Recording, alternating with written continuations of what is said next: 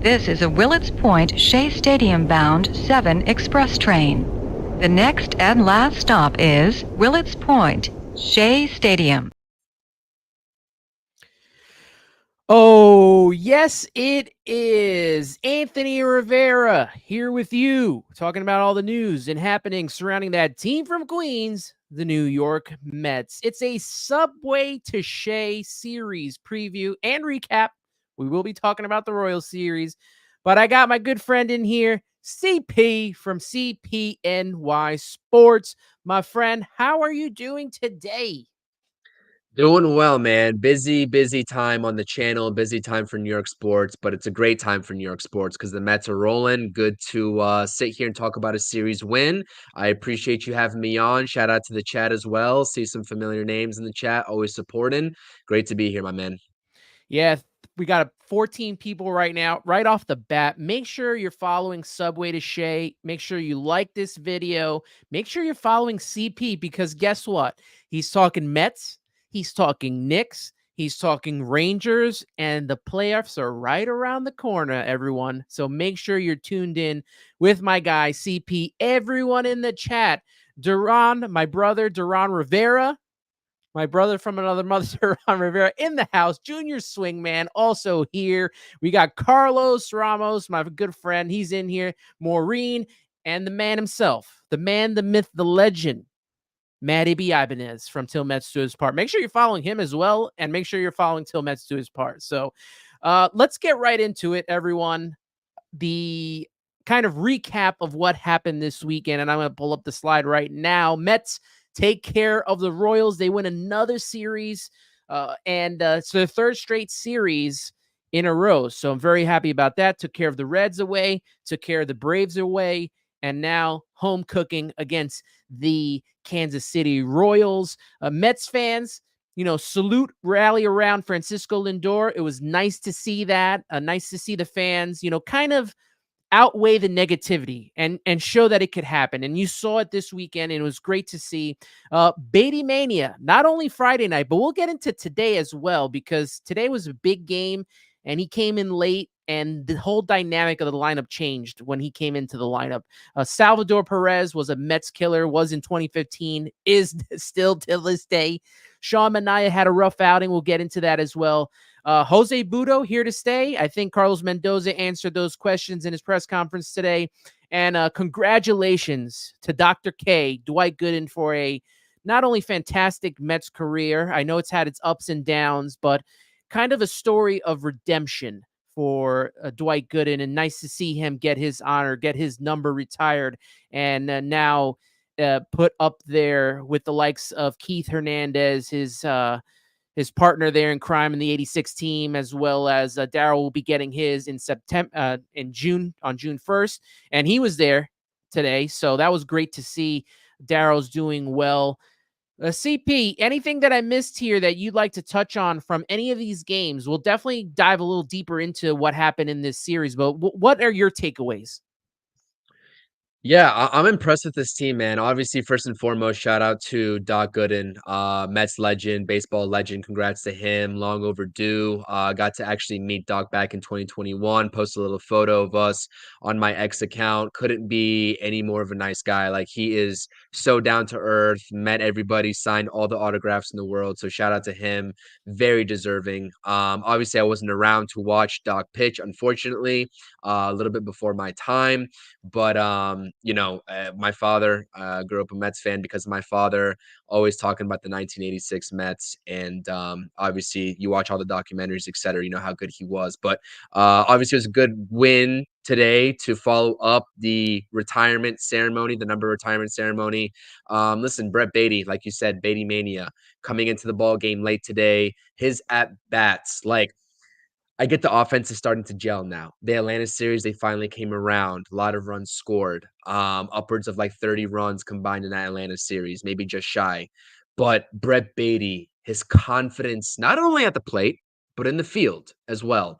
all-around ball player he's turning into. And a lot of chatter happened this offseason around Brett Baty, what his future was going to be with the New York Mets if he didn't turn it around.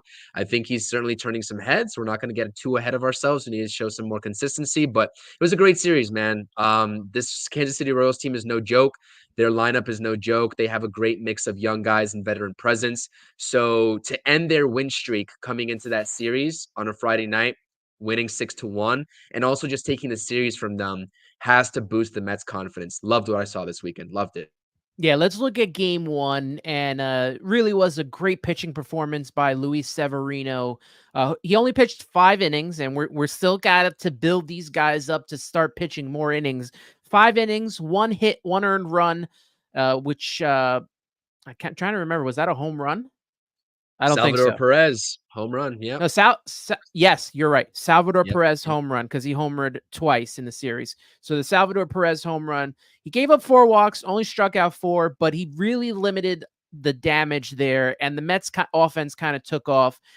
Brett Baty, man, 2 for 4, 2 RBIs, had that big double. It was nice to see him get started and get things done. Brandon Nimmo also with an RBI. And how about, like, it gets lost in the shuffle here. Jeff McNeil, 3 for 4 after going 2 for 3 with some big at-bats against the Braves the day before. We might be starting to see Jeff McNeil come into place now, huh? Yeah, absolutely. His at-bats also look 9-day different. He's starting to spray that ball to the left side, opposite field. He's such an important part to this Mets lineup and taking them to that next level. So I know he's caught a lot of flack. On X, a lot of people talking about Jeff McNeil, a lot of chatter surrounding Jeff McNeil in the offseason as well. But man, this lineup just looks 9-day different when he is on top of his game. And in the 7-hole too, like he can bat anywhere in this lineup and succeed. I really like him down in that order because we talk about a Mets lineup that can get top heavy at times. I think if you have Jeff McNeil coming into his own, kind of anchoring that bottom of the lineup, I like that a lot. So I like the lineup construction day in and day out from Carlos Mendoza. No complaints on my end, man. Jeff McNeil's playing tremendous baseball. And it was nice to see, like I said earlier, Francisco Lindor, kind of get rallied around, not only by his own teammates, but by the fan base. There was a lot of talk on X about what certain fans were going to do. I'm not going to give any light to it, but like if you have to stoop to that low to get your point across, you can do whatever you want. I never tell anyone how they can fan. Obviously, they pay their money. They can fan it any way that they feel like. I will say this, though. It was nice to see the fans come in and support him during a tough time. He didn't come up with any hits in that game or on Saturday, but the fans still rallied around him, and it's good to see. It's good for him to see that, moving into the future as well. Yeah, absolutely. And I mean, you can definitely fan how you want. Little counterproductive to sort of just kick a guy while he's down. Obviously, I mean, this has to be said. Just the stuff that Lindor's wife was receiving on social media, just absolutely unacceptable, disgusting. Can't sort of talk about this Lindor situation without that because that's just absolutely unacceptable, and everyone has to know that. But aside from that, good to see Lindor finally get a couple of hits today in today's ball game. Good to see the crowd rallying around Francisco Lindor. And he's a true pro's pro, man. He's going to be up there. He's going to bat where needed, right?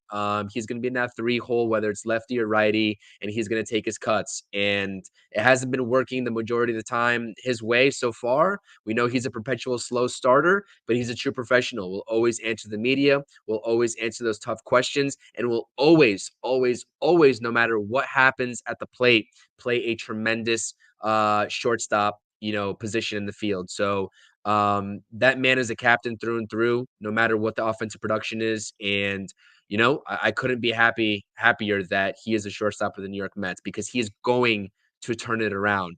It's not a matter of if, it's just when. Like I said, with that slow start. So absolutely, though, agree with you. Great to see the crowd rallying behind Francisco Lindor. Yeah, we're only 15 games into the season. It's not like the NFL where we only have like 2 more games left, and he's been playing terrible all year.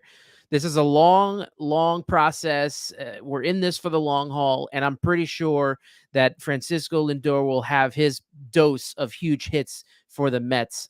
51 people in the room right now. We've only been in here for 10 minutes. So, like Duran Rivera, appreciate what you guys do for us Met fans. No, appreciate you for tuning in, for watching, for supporting all of these Mets content creators who, really work hard to provide a lot of content, to provide something different out there. Me, CP, Ibby, and Talking Mets with Rob, who you just came off of a show with, as well as you guys are doing the recap for the series. So appreciate all you guys. It really means a lot to have you in here and to discuss this stuff with you. And make sure you can leave your comments, questions in the chat. We'll make sure we bring it as many as we can up here. We go to game 2 now, and this was a tough one, right? The Mets lose 11-7. There was some fight in this team, though. They weren't giving up, but we saw some, big hits. Starling Marte 3 for 5. Pete Alonso 3 for 3 with 2 absolute clubbed home run shots from him. Nice to see him get his home runs in there. DJ Stewart, he got a big hit in an RBI too. And Joey Wendell finally got some hits. So he went 2 for 4. But Sean Manaea, it was bound to happen at some point. Sean Manaea had a tough outing. He was today, that day, he was 3 and 2 innings pitched. He gave up 9 hits, 8 runs, 6 of them earned, 3 walks, 4 strikeouts. I think one of those runs came off of that little fly ball pop-up that Starling Marte could not, catch. So that kind of extended the inning a little bit. But, eventually this is going to happen to everyone in the rotation. They're going to have their bad outings. And this was Sean Manaea's after having 2, I would say, outstanding first go-arounds in the rotation. And he just had a stinker. He had a little clunker in this one. Yeah, and like I said, it happens to the best of them. Sean Manaea has started the season off fantastic. He just didn't have his put away stuff. Yeah. And you know what I mean? He was getting on top of the counts, a lot of 1-2, 0-2 counts in his favor, but he just simply wasn't able to locate that backdoor slider or that fastball to put hitters away. And that's inevitably what led to the longer counts, the more extended at bats, and just the higher pitch count in general. And everything started to crumble in that 4th inning when Starling Marte should have caught that routine fly ball. I like the accountability that he took in the post game. He's got to catch that though. Your pitcher's already struggling as is before that. The last thing you can allow to happen is allow Bobby Witt Jr. to get on third base to set the inning and set the tone for the Royals. One thing I like about this game is the immediate offense, right? We talk about first inning run production, which they got off to a lead. The Kansas City Royals, I believe, took the lead very early. The Mets responded by making their starting pitcher throw 30 plus pitches in the first inning and scoring 3 runs. That was what I love to see. Brett Beatty had an RBI. DJ Stewart hit a gapper. I love that kind of aggression from the Mets early on. Pete Alonso inevitably ties the ball game in the bottom of the 3rd. We know the cookie crumbles in the 4th inning, and it was kind of just a set in stone loss from there. I suppose the Royals never relinquished the lead, but no, it's bound to happen. Like I said, game 2 of this series. What I like though is that the Mets set the tone in game 1. Right? They didn't wait around. It was Friday night. They're coming off of a huge series win in Atlanta. Like they had all the recipe for disaster and coming out sluggish against the Kansas City Royals at home was there, and they didn't allow that to happen. They put the ball game away early in game 1, and they never relinquished the lead. And it was just a great series all around. And game 2, like I said, 7-11. But what can you do? It's a course of 162. We're still trying to fight back to get to 500, but we'll see what happens. But yeah, man, I mean, the bullpen, I guess, did its job. They ate some innings, and it was an inevitable loss. But Sean Manaea will bounce back. Great piece on Sean Manaea too. Just didn't know the whole story about I guess his brother passing away, Yeah. unfortunately, back when he signed in January with the Mets, and that's why he's wearing 59 right now. Tremendous story. Heart goes out to Sean Manaea and his family. And yeah, I mean, I have no doubt that he'll bounce back because he is due for a big season. And all the things that I've watched out of him in the second half of 2023 has allowed me to believe in Sean Manaea moving forward for the longevity of 2024. So I fully believe he'll turn it around.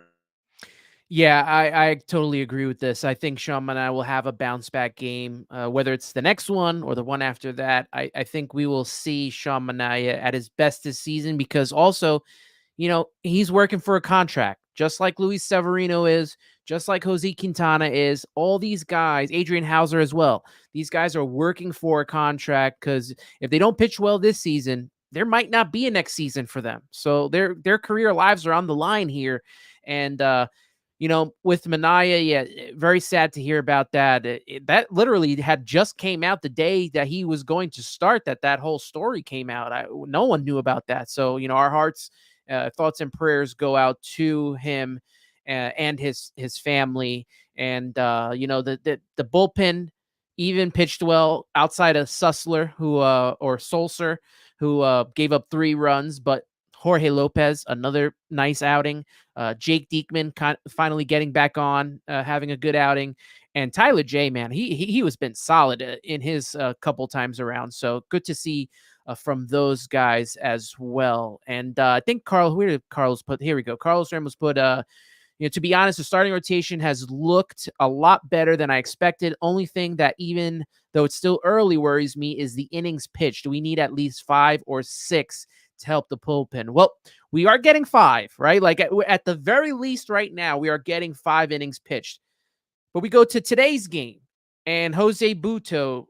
I mean, you talk about this day being about Dwight Gooden.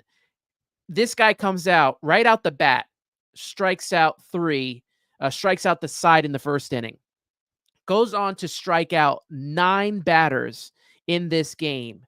And the entire team, 14 strikeouts. How better of a way to honor the doctor, Dr. K, than throwing 14 strikeouts for the entire team? I mean, it would have been nice to see Jose Butto continue to pitch, but his pitch count was getting up there. But, being in the stands today and watching him, I got to say, pretty dominant, man.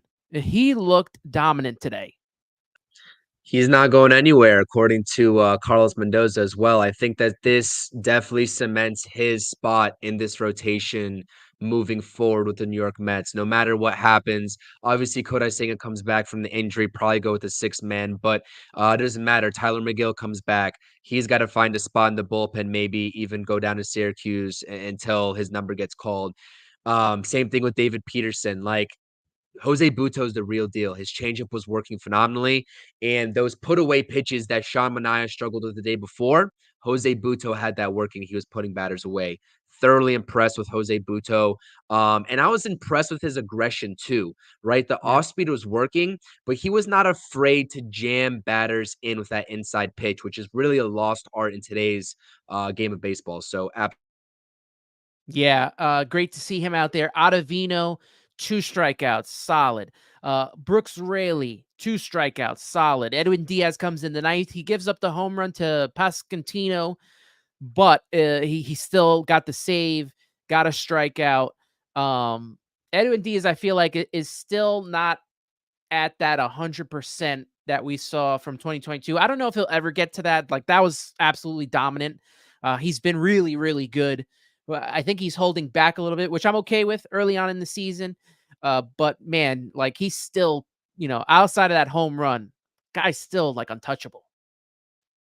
dude, he's got electric stuff, man. I mean, I don't even know. That was just a hanger that he threw Pasquantino, and Pasquantino came onto the scene last season. He's a tremendous hitter, tremendous ball player. Just like I said, hats off to the Kansas City Royals. They've been doing everything right in terms of that rebuild, et cetera, the offseason they had. But Edwin Diaz, like, more often than not, he's going to get that job done. Like, I'm not even sure how you hit Edwin Diaz with that breaking ball that he has, a slider, but then follows it up with 98, 99, even 100 miles per hour with the fastball. Like, even I think he's still getting ramped up, like you said, but to look the way he has this early on to the season is just a testament to him being quite literally the best reliever in baseball.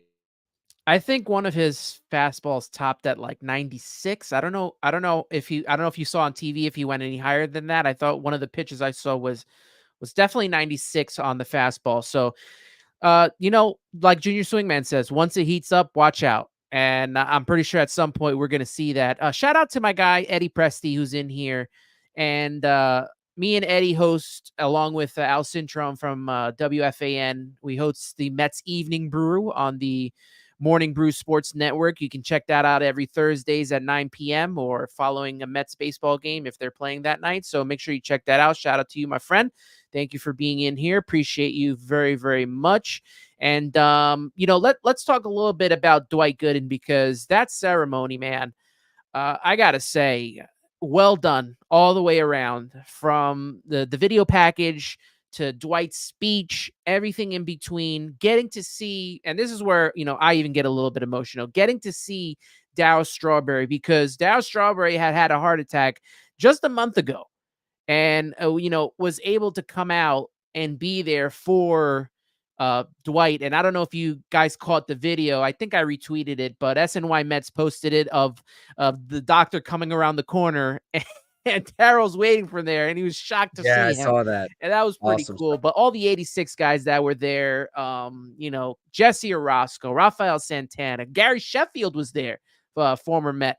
Also, obviously Keith Hernandez, Ron Darling, also Tim Tuffle and Hojo was there. And it was nice to see Gary Carter's wife there as well, because they had a unique friendship together. And Gary really helped Doc, master his pitching. Like, we knew Doc was good. Doc went to another level once Gary came to the Mets. So it was just nice to see her there to support him as well. His speech was great, really, heartfelt. I think he said he was just going off the cuff and was going to speak from his heart. Did just that. Got to see his family there as well.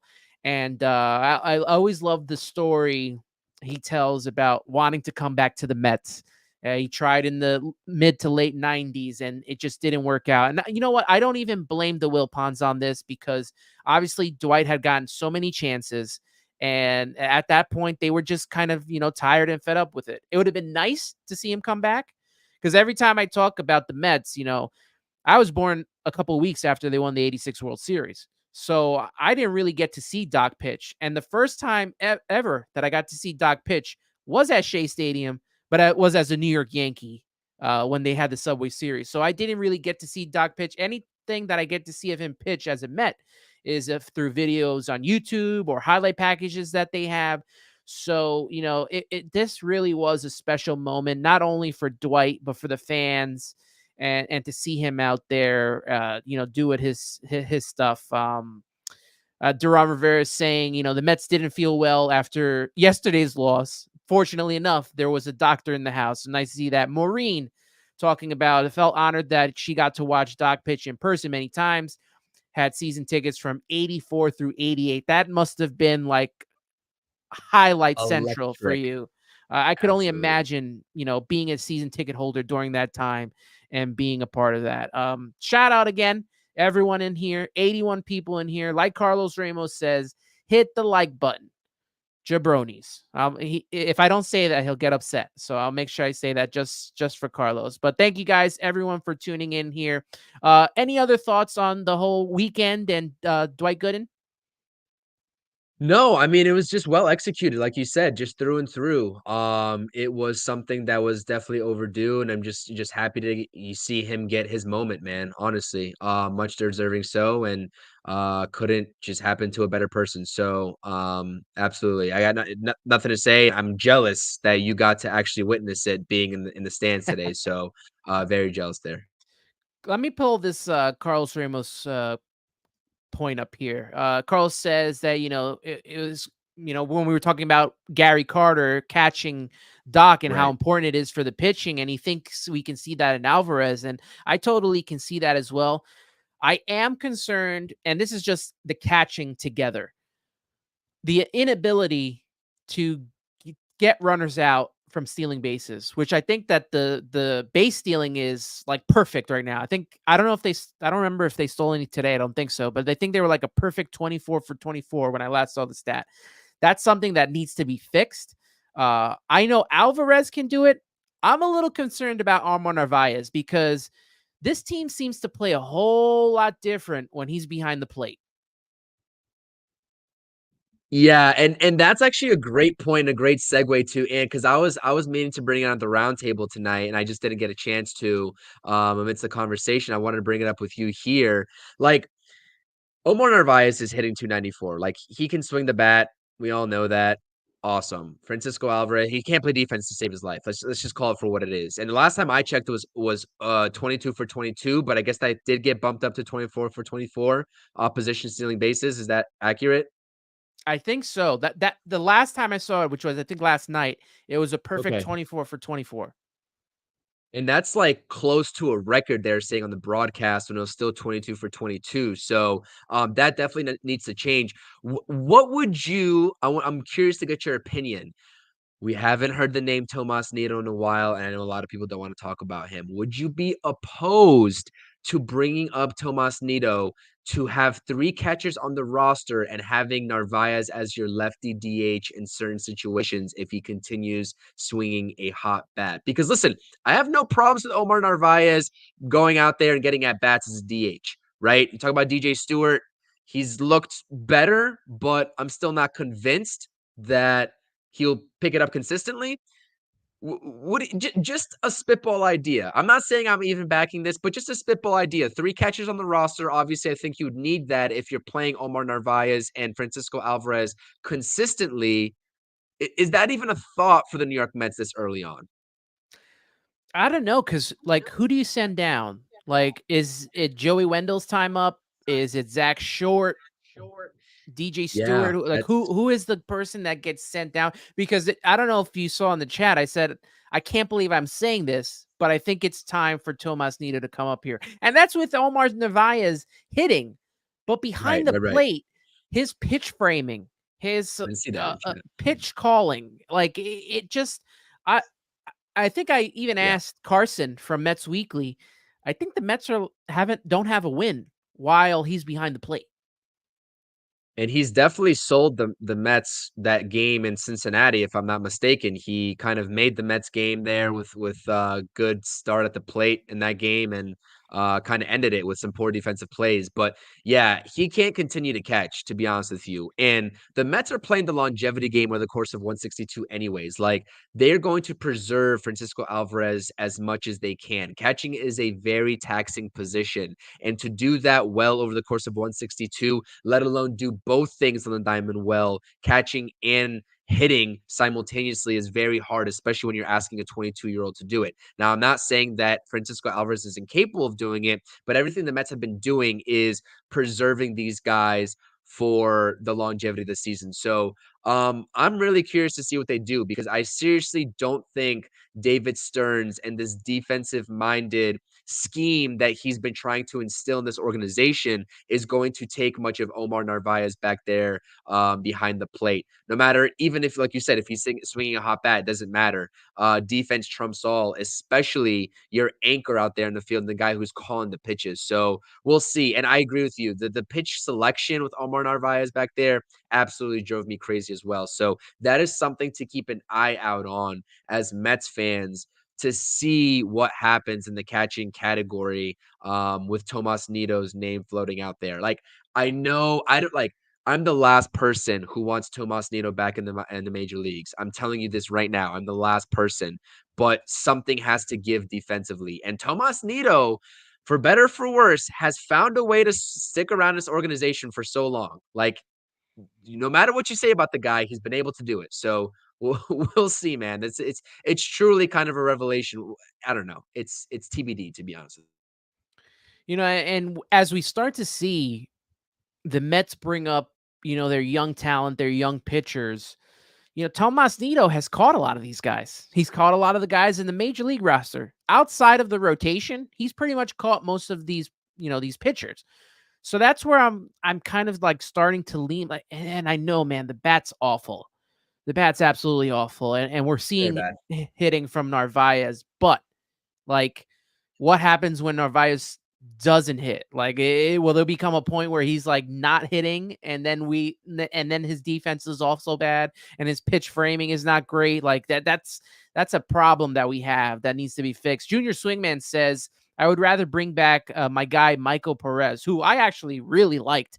He was solid in every game that he was brought up to play, which is probably like 5 or 6 games. But I Right. thought he was a solid backstop. I don't even know if he's still in the organization. I don't think he is, but I had no problems with Michael Perez either. He was a solid player, especially a bench piece, another lefty, and I think he was very underrated. But I don't think he's still in the organization. To be honest with you, I could be mistaken. Yeah. Carlos says Kevin Parada asking for a friend. Actually, I think Kevin Parada had like a pretty decent weekend from what I've heard. If he So did, but he's not anywhere closer ready to be brought up to the big time at all. We are going to transition to the series preview against the Pirates, and Matt Helmer's in here. Now, I assume that he's a Pirates fan because he says the Pirates are taking 2 out of 3 from the Mets this week. Guess what? I wouldn't be shocked because the Pirates are a really good team. I mean, we've seen it this season. Look at what they did. He even posted it with the where was it? Good split against the Phillies. Hey, man, that the Phillies are a tough team, but the Pirates and the Reds are 2 young teams that I will continue to watch throughout this season because I like the young players that they have on their team.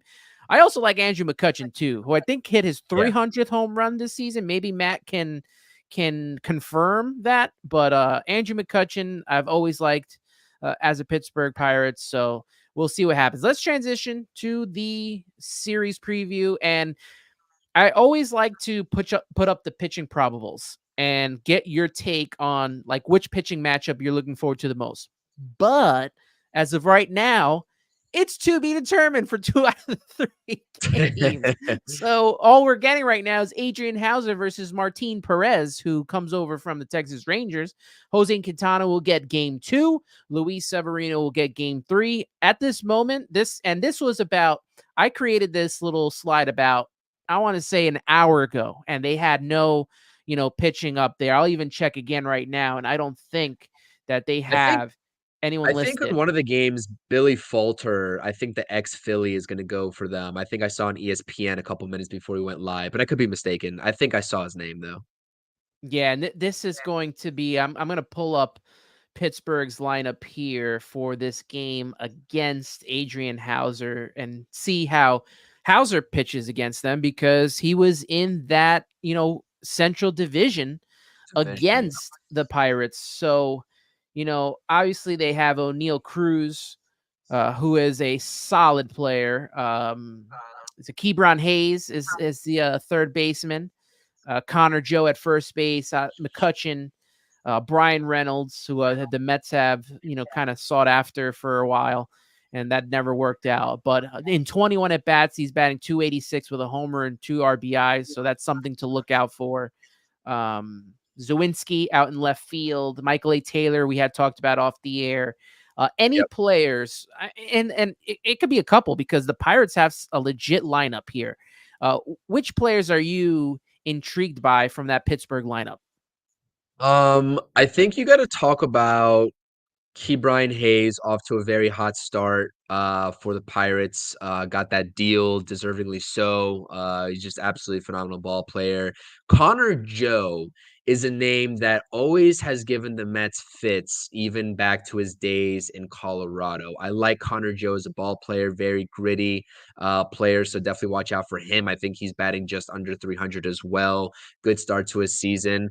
And you know, Michael A. Taylor, man, we talked about it off air. The Mets wanted him very early on to the offseason. He's Yeah. batting around 300 as well for that team, and he's in a contract year as well because I believe the contract that he got from the Pirates was only for a one-year deal. So he's still trying to get his next contract next season. So, like I said, sneaky team. They are kind of like a 2.0 of the Royals, maybe a little bit on a lesser scale with the sort of young talent that they have mixed in with that veteran presence that we just mentioned in Connor Joe and Michael A. Taylor, Andrew McCutchen, etc. So the Pittsburgh Pirates, like for better or for worse, like whether they've been performing well or not in recent years, they've always given the Mets a good run for their money in past matchups. So this should be an exciting series. But looking at those pitching probables that you just put up there, I mean, Martin Perez coming off of, I guess, a little bit of a down year with the Rangers, I believe he was with before. I don't see how the Mets aren't don't have the advantage here in any one of these games here. You talk about Adrian Hauser. I know he had a rough outing the last go round against the Braves, but I fully expect a bounce back game. He's Mr. Consistent, or at least he was in Milwaukee. Jose Quintana, sub 1 ERA, has been pitching lights out to start this season, especially his last two go rounds. And then Severino, who's been pitching very well the last couple of go rounds outside of that, I guess, first start against Milwaukee. This pitching matchup in this series, the probables should definitely favor the New York Mets. So I hope that they put the Mets, the offense in the lineup in a perfect position to win the ball game. I think that's what it's going to come down to. But yeah, I like what I see on this graphic here when you talk about the matchups. I need to make a correction because I made a mistake on here. Jose Quintana's ERA is 3.45. I think that was left under when I did one for Sean Manaea at the time. So he is 1-1, but his ERA is 3.45. Okay, And I guess that Milwaukee game too probably didn't count really, I guess, nicely against his ERA total. I saw 0.82. I was like, okay, I'm gonna roll with it, but I was like, that could be off a little bit. But no, but even if it's off, like he's been pitching absolutely phenomenally. And you know what the thing is, like we haven't discussed the Cincinnati series between me and you personally, but like the Mets really were reeling with a 1-5 start going into Cincinnati and going into a hitter's ballpark. And who was the first guy up on the mound for the New York Mets, needing to set the tone for that series? It was Jose Quintana.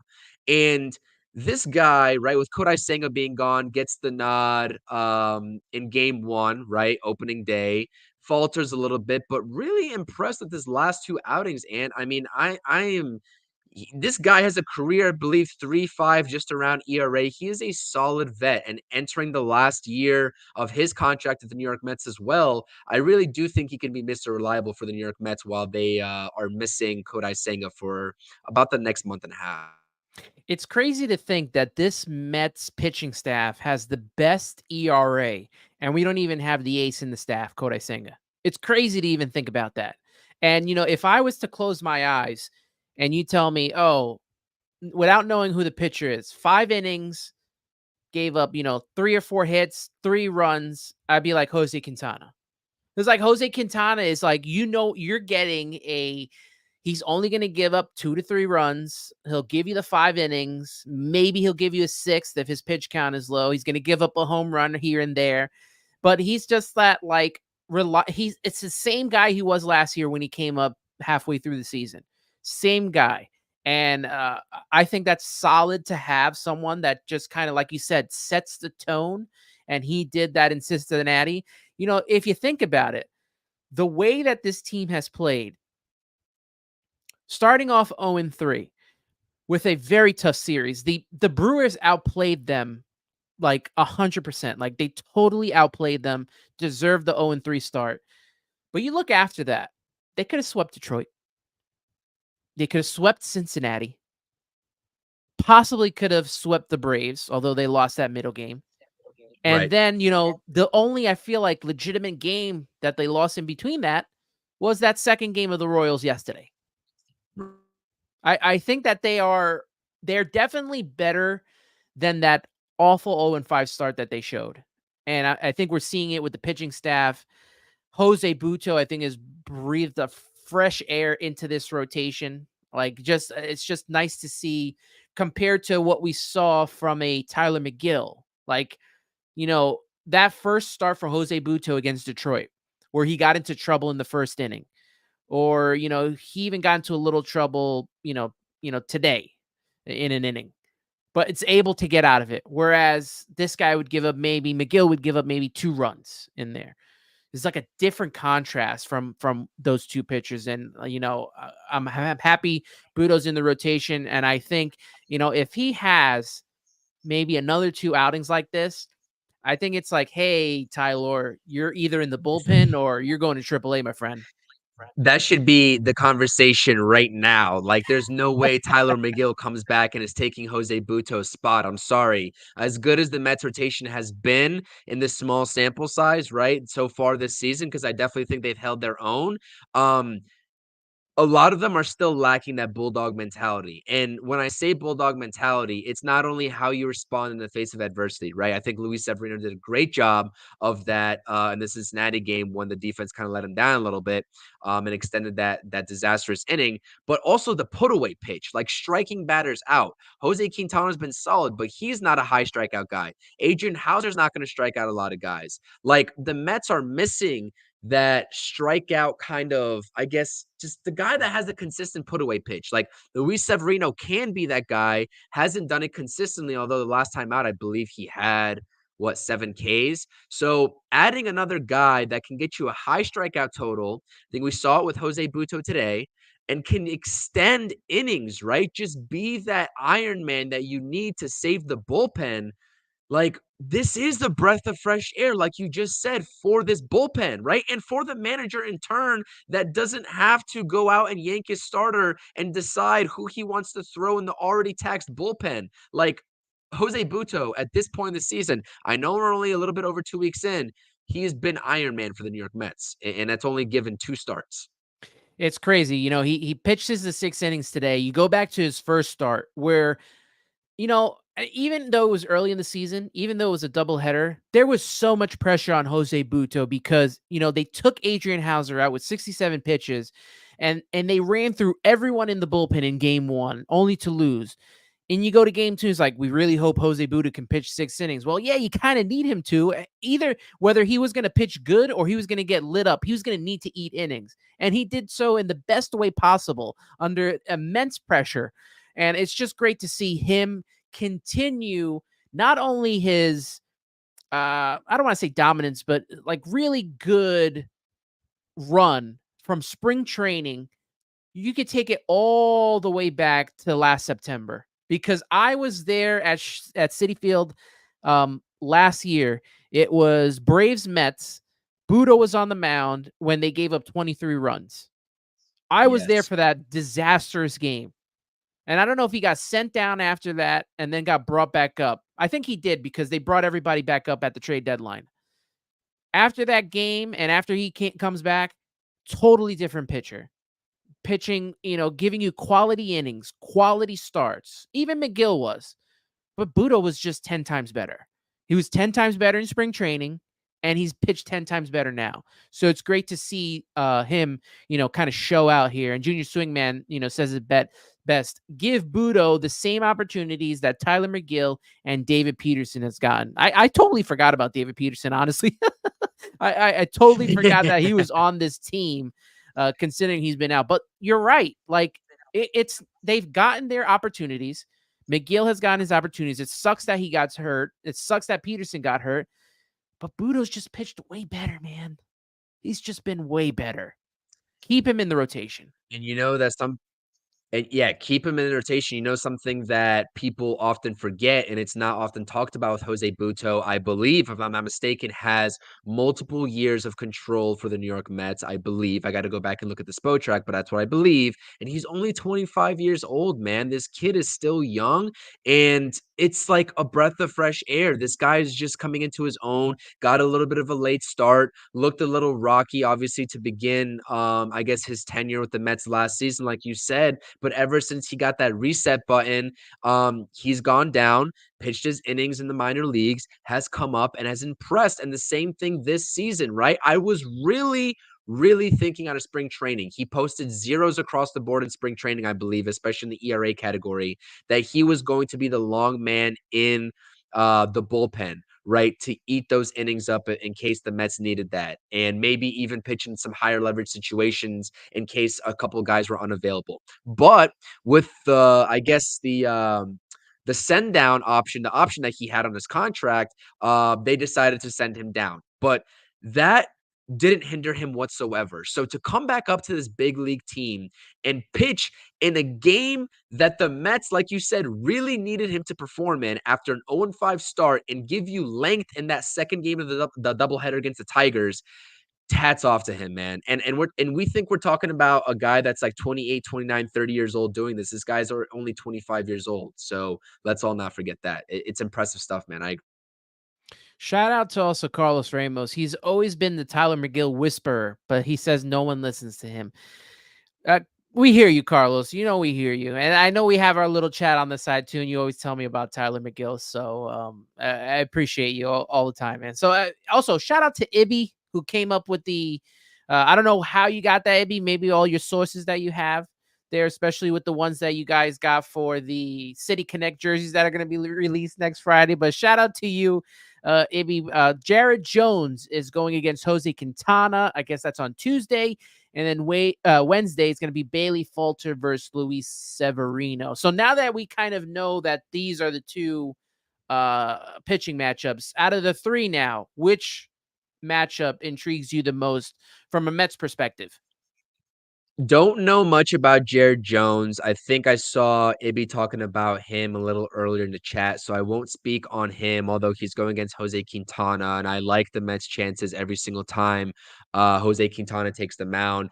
I think I'm going to go game one. I want to see how Martin Perez bounces back this season for the Pirates.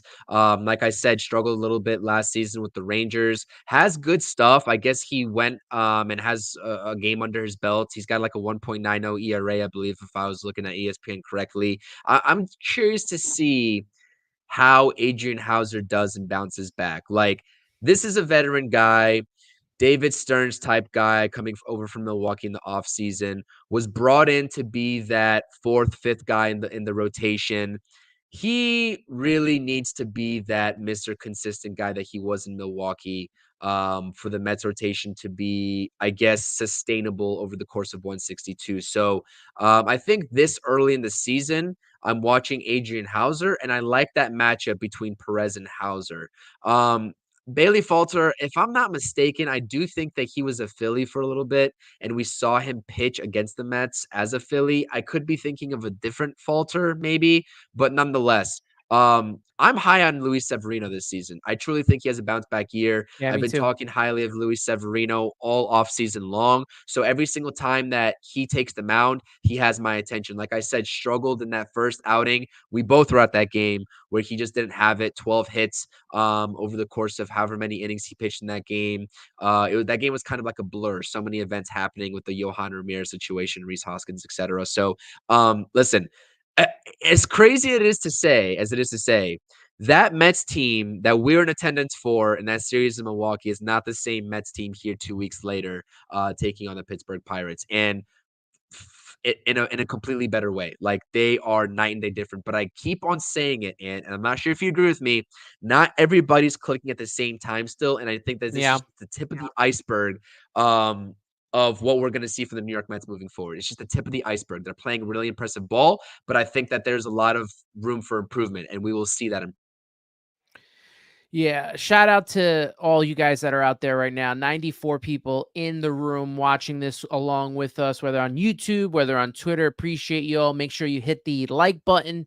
Make sure you hit the subscribe to not only Subway to Shea, but to CPNY Sports. Like I said, he is where you want to be at because we got Knicks in the playoffs, number 2 seed. We got Yes, Rangers in sir. the playoffs going for that President's Trophy.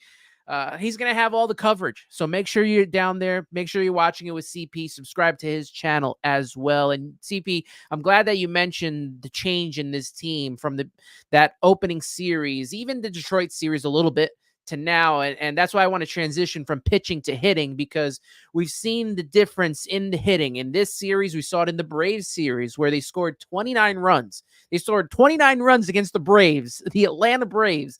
And before that, all the games before that only scored, I think it was 25 runs. So it's crazy to see this offense night and day. And this is a big pitching matchup tomorrow with Adrian Hauser and Martin Perez, because even today we saw it, right? Mets have historically struggled against left-handed pitcher. It could be a veteran. It could be a rookie making his first start of the season of his career. The Mets have struggled offensively against left-handed pitcher. But if I'm looking at the stats correctly here, we've got some, hitters that can really hit against Martin Perez. Francisco Lindor, this could be a breakout for him. In 14 at bats, he has a 357 batting average and an 883 OPS. Starling Marte, 1 home run, 2 RBIs, and 8 at bats with a 1.500 OPS. You have also Brandon Nimmo batting 364 with 872 OPS. Where's the other one that I saw? Jeff McNeil in 10 at bats, bats 400 with a 900 OPS. He could continue his streak of hitting well. And then you look at, I think it is, who's the other one that I was remembering who might get a start tomorrow? Zach Short might get another start tomorrow, going instead of Beatty. He might get the start tomorrow. And he bats 667 against Martin Perez. So this might be another start for him. We'll see what happens. I will say this because I kind of briefly mentioned this with Beatty, and I don't know if I mentioned this with you, but today Zach Short started the game. Once the starting pitcher was out and they brought the bullpen in, Brett Beatty comes in. And I'll tell you this, totally different lineup once Brett Beatty was brought in. He got his first hit in his first at bat. Then he like the big at bat was working out that walk, that 2-out walk to load the bases. That was the biggest at bat of the game to set up Bader for that little dribbler for a run. But man, it totally looks different with Beatty in the lineup, man.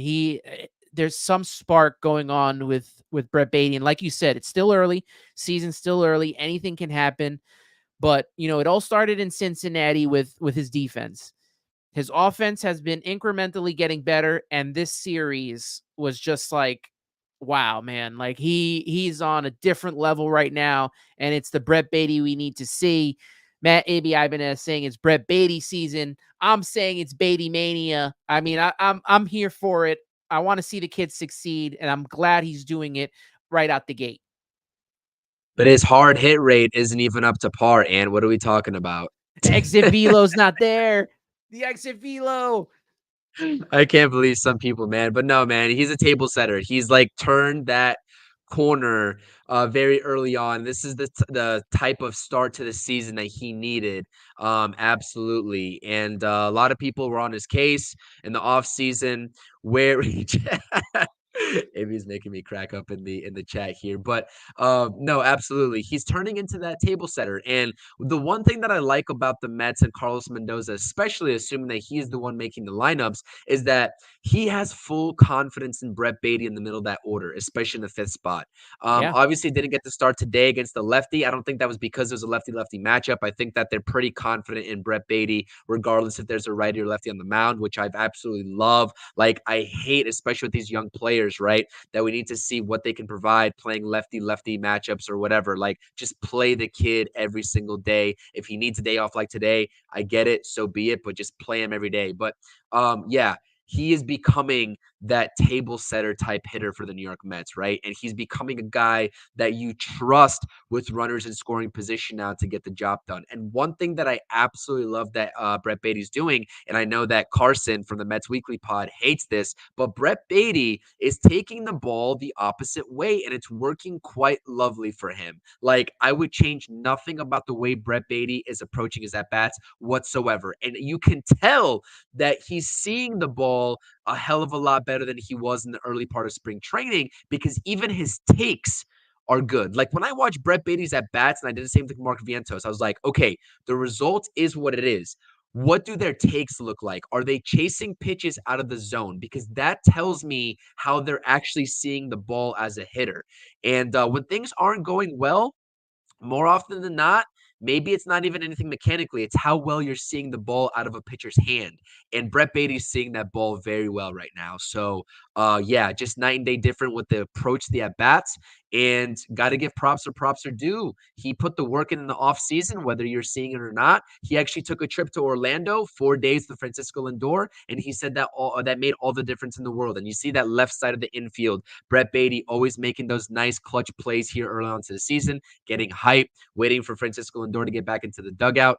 I love the energy, man. That's exactly what we needed from Brett Beatty. And just the swagger, the confidence, right? We were like questioning, is he built for New York? Like, we know he's a good ball player, but can he figure it out in New York? Or is it going to take him going somewhere else? He's like, nah, man, I'm here to stay. And I can survive and thrive in Queens. So I love it. And we're definitely going to have to see his first bit of adversity this season, how he's able to overcome a slump, see if he could do that. But you mentioned it. Him being able to hit across fields is very important, right? I mean, that's what made him successful in the minor leagues. He hit opposite Yes. fields. He had a little bit of pop, he had a little bit of power, but his ability to hit opposite field was a big reason why he played so well in the minor leagues, why he played so well last spring when he should have gotten the starting job at third base. And we're getting to see this now, and a different, like you said, the swagger is there. He's hyped, he's getting to play with his best bud in Francisco Alvarez, which I think is very important. And you mentioned Carlos Mendoza, putting him in that 5 hole, the confidence that he must be thinking like, this guy really believes in me to drive in some runs here, and I'm going to go out there and do it. He did it on Friday night. He's done it in the past. Excuse me. And it's great to see. I'm very excited for what Beatty's been doing, and I hope it continues. And Carlos Ramos says, "Do I need to bend the knee for Brett Beatty already, or not yet?" I'll allow you to hold off for now because, right, it's a 162 game season, and we got to see this through the entire season. So we got to see how it plays out. Got to see if he stays healthy and all that stuff. Hopefully, knock on wood, he does. But we'll see what happens with Brett Beatty. So far, so good. And he's been very helpful, especially when, guys like McNeil were struggling, who's just starting to hit. DJ Stewart was struggling and now starting to hit. Francisco Lindor still struggling, but had a couple of good at bats today. Had a couple of hits, had a single and a double. That was nice to see. But in a big spot, when they load the bases, please take a pitch, even if it's just Yeah. one. Take a pitch, Yeah. please. Yeah, especially from the left-handed side of the box. Yeah, I agree with you. And I we talked about on the roundtable earlier today, like the Mets just like situational hitting could still be better, right? Like the counts, etc., whether it's working the count or not swinging on a 3-0 pitch and Yeah. rolling over like Francisco Alvarez did today. Like the situation, and this is top down, right? Like Jeff McNeil's done it this season, early on to this season. Pete Alonso's been guilty of popping out in a hitter's count. Lindor's done it. Alvarez today, boneheaded swing on a 3-0 in my humble opinion. Like I like the aggression, but like you could take a pitch there, right? Especially if that inevitably is a ball and you score a run there. The situational hitting could be better. And we haven't even mentioned this whole podcast yet about JD Martinez. I don't want to be relying on JD Martinez, but that's something that you still got to take into consideration. How is he going to fit into this Mets lineup? Like, where is he going to fit into this Mets lineup? Let alone what his timetable is, but that's a different discussion. But yeah, the situational hitting could be a little bit better. Like I said, good baseball being played, but there's also certain aspects of this team that need to be better. Today, runners in scoring position multiple times, couldn't get the runs across. They finally did, which was great. But I'd like to see that be a little bit more consistent. But yeah, I mean, we can sit here and nitpick all day, but I just want to throw out that situational hitting because there's certain things that I still don't like you said as well. The first pitch swinging when you've been struggling from the left side from Lindor, the Alvarez thing. But like I said, I'll put that to rest. I just had to mention. No, it perfectly makes sense. And it was, you had 2 outs, you had the bases loaded. I don't think I heard Citi Field as loud as I did when Lindor came out. I don't know how it sounded on TV, but in the stadium, I mean, it was very loud for Lindor. And to get that pop up and swing at that first pitch, the kid was struggling on the mound. They were able to work out some walks, and to not get those runs in, that was a frustrating at bat that I hope that Lindor fixes and fixes soon, because the only guy that I really, and I don't even like that he does it, but the only guy that I'm here to see do, hit first pitch is Jeff McNeil. Outside of that, please don't do it. Yes. It Yes. only works for Jeff McNeil. Yep. Absolutely agree with you. Yeah, and like you said, just working the counts in general too. Like, I just think the Mets can do a little bit better. Like they did it in the second game yesterday of working the counts and working the pitchers count early on to the ball game. But I think that early on into the ball games and getting into the opposing team's bullpen a little earlier is something they can definitely do a little bit better as well. But like I said, it could be just be nitpicking at the end of the day. I like what I see overall though. The at bats are certainly getting. And it's solid to see them even going back to the Braves series, to start getting, RBI hits with 2 outs. I mean, they did it in the Braves series, and they did it today. I mean, it was a little dribbler, but who knows if he was really gonna get Bader out because Bader's fast. They worked out a walk. Nimmo worked out a walk to get the other run in with 2 outs. They struggled the inning before to get some runs in, and then they finally got them through, which was great to see. And happy the Mets pull away with the series win. Big series coming up against Pittsburgh. Let's not take Pittsburgh lightly here. They got a good team so far, and we'll see what happens these next 3 days before they head out on the West Coast trip of doom. So we'll see what happens. But I want to shout out to all of you that are in here, 104 people right now. Thank you so much for tuning into this show with me and CP. Make sure you like the video. Make sure you subscribe not only to Subway to Shea, but like I said, to CPNY Sports. And I'm going to let him explain why. So, CP, let everyone know what you got coming up over the next week or two. I know you got a lot going on with playoffs heading at the Garden. Yeah, a lot of stuff coming up onto the channel. First and foremost, thank you, and for having me up here as well. I know Carlos said it earlier in the chat, but we're both rocking no hats, and it feels like I'm just like trying to make my Weird. hair look good every second here. It's a weird kind of feeling. So I Now that do I have this apologize. this haircut, I'm like, you There know you what? Let go. me take the hair. Let me leave the hair out for a little while longer. As soon as it starts growing, I'll put my hat back on. But trying to let the head breathe a little bit. Yeah, absolutely. Me as well. It's just a weird feeling, but no, nonetheless, exciting times for New York sports, man. Like you said, I know you're a Devils fan, and I apologize for that, but my Rangers do have their eyes on the prize I'll this be watching. season. I'll be Yeah, watching well, them. I'll be watching the Islanders. So yeah, we'll see. We'll see what happens to this President's Trophy. We know the curse surrounding that, but playoff coverage is going to be on my channel more often than not. Blue Shirts Banner Podcast. Got my boys, Aaron and Jerry, on with me for that. True Knicks Talk Podcast. The 2 seed. Listen, the Knicks are playing phenomenal basketball in the face of adversity as well. Like, it's just exciting times in New York sports, and the New York Mets as well. Consistent streams, podcasts, all that good stuff. The roundtable, our Amazing Mets pregame shows on the channel. Make sure you hit that subscribe button. Keep hitting that thumbs up on everyone's streams. This content creation community, especially here for Mets baseball, till Mets do us part.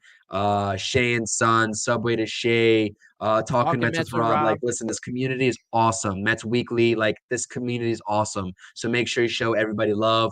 And I appreciate everybody in the chat always showing love. Carlos, Darren, Ibby, Junior. Like, I can go up and down the list. Some familiar faces in the chat and some new faces in the chat as well. I believe on your channel. So shout out to everybody. Thank you for spending your Sunday nights here with us. And great to always be on the pod. And I really look forward to continue to do this, whether it's on my channel or yours or jointly. It's been an awesome one. I appreciate. Yeah, we're definitely going to have you on again. Going to be doing these series previews. Was grateful to get you on today. I know we, we haven't been able to chat as much. You've been very busy. So to get you to come on, we're very appreciative. Again, shout out to all 107 watching. Shout out to Junior Swingman in the house. Ibby, Carlos, Duran. We also got, I think maybe new Ronald Duffney. Thank you for being in here and for watching the video. D Lorenzo 0616. Thank you for being in here. Maureen was in here. I think I saw Patty and NYC in here. Everyone that joined in the chat, even Matt Helmer, who I think might be a Pirates fan. I'm not sure, but all is welcome because Love we're it. pretty fair on here for everybody. So appreciate you guys all for tuning in. If I missed you, Shea Parking Lot, another good friend to the channel. Appreciate you as well. Thank you, everybody, for tuning in for this Pirates series preview. If you're tuning in now and have missed most of it, this will be up on YouTube almost immediately, so you can watch from beginning to end. Check it out. You can watch throughout the series, see some of the stuff that we've said. I will be on, let's see, I should be doing a little short clip with Dexter Henry and a New York Post and SNY did talking about today's game. That should be out soon. I did a video with Brian Wright on the rookie season. I did a little narration for that. If some of you checked it out, I posted that as well for the rookie season of Dwight Gooden. I got my podcast with Brian Wright talking about Dwight Gooden's career out there as well. So Subway Shea will be out there this week. We'll be out probably, I want to say, Thursday with another series preview as we talk about the West Coast trip coming up. So be on the lookout for that as well. And like I said, subscribe to the channel, follow Subway to Shea on Apple Podcasts and Spotify as well. And please, please, please follow my guy CP here and everything that he's doing. Make sure to check it out. Make sure to support the not only Mets content creator space, but anyone, any of these sports content creators. We got some good stuff out there. We don't like to brag all the time, but it's a labor of love, and we love providing you with all of this great content. So appreciate everyone for tuning in. Have a great night. Enjoy the rest of your evening, and we'll see you tomorrow night for Pirates baseball against the New York Mets. So enjoy that. Always got to end the stream with a let's go Mets. Let's go Mets.